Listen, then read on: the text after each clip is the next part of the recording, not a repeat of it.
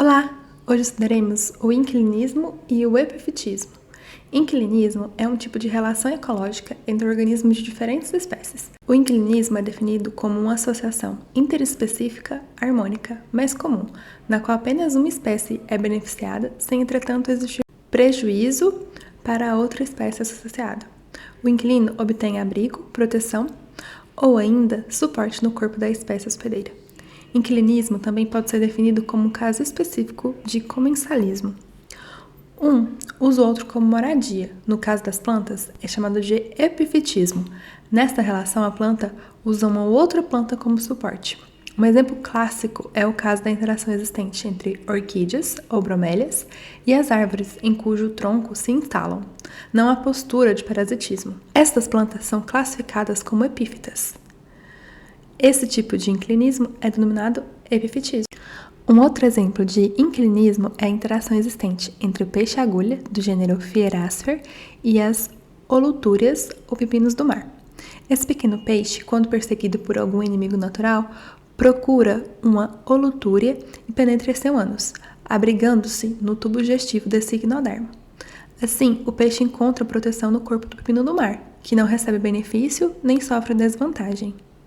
Epifitismo é uma relação de inclinismo entre duas plantas ou algas, na qual uma planta vive sobre a outra, utilizando-se apenas de apoio e sem dela retirar nutrientes e sem estabelecer contato com o solo. O epifitismo é muito comum nas florestas tropicais e abundante em comunidades de algas. Nas florestas, sua evolução teve como característica marcante a conquista de melhores espaços em termos de insolação, acompanhada por condições de maior estresse para a aquisição de água e nutrientes.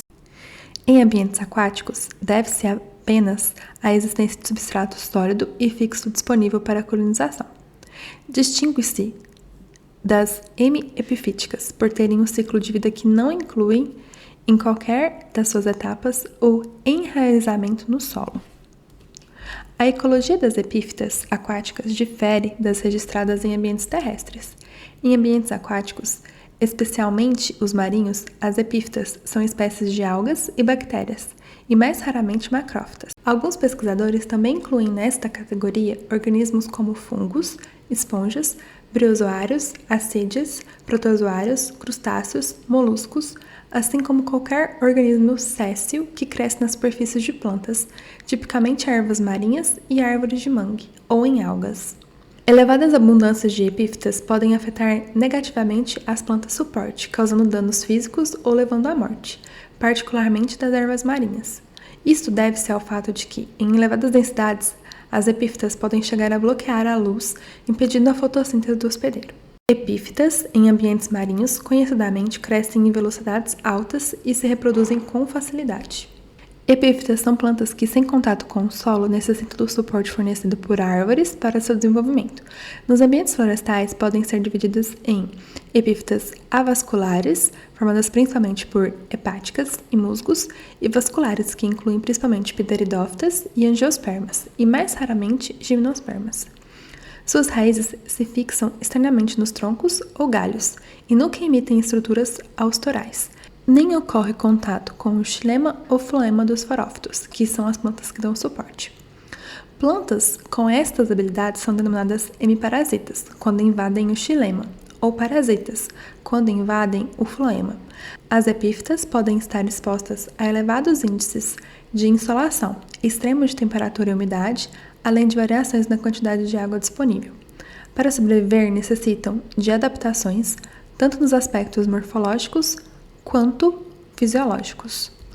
Em geral, as epífitas vicejam sobre o tronco das árvores e dispõem de raízes superficiais que se espalham pela casca e absorvem a matéria orgânica em decomposição disponível.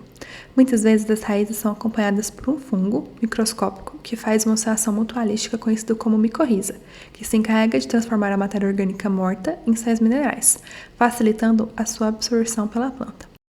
Por vezes, o epífito não absorve matéria-prima da superfície da árvore ou arbusto, e suas raízes podem ser atrofiadas ou ausentes, de modo que o epífito utiliza seu hospedeiro apenas como suporte para alcançar seu ambiente ideal nos estratos da floresta. A incidência de espécies epífitas diminui à medida que se aumenta a distância para a linha do Equador, ou afasta-se das florestas úmidas para as áreas mais secas. Alguns exemplos de epífitas são as polipodiáceas, fetos ou samambaias, cactáceas, que é a flor de maio, as bromeliáceas, bromélias ou gravatadas, e as orquidáceas, que são as orquídeas. No caso das bromélias, existem as epífitas e as não epífitas. Todas têm seu cálice em forma de rosa, no ponto onde as folhas se juntam, numa chamada disposição rosácea. Este mecanismo faz com que recebam água da chuva, poeira e pequenos insetos mortos, que, decompostos pela água e misturados à poeira, serão aproveitados em sua nutrição. As orquídeas têm cerca de 800 gêneros, quase 35 mil espécies já catalogadas e aproximadamente 5 mil em processo de catalogação até 2004. Estão presentes em todos os continentes, menos nas áreas polares, têm as raízes revestidas com uma espécie de velame, um tecido formado por células mortas que atuam como esponja, absorvendo a umidade e nutrientes. Curta, comente e compartilhe o vídeo. Se inscreva no canal. Beijos e até mais!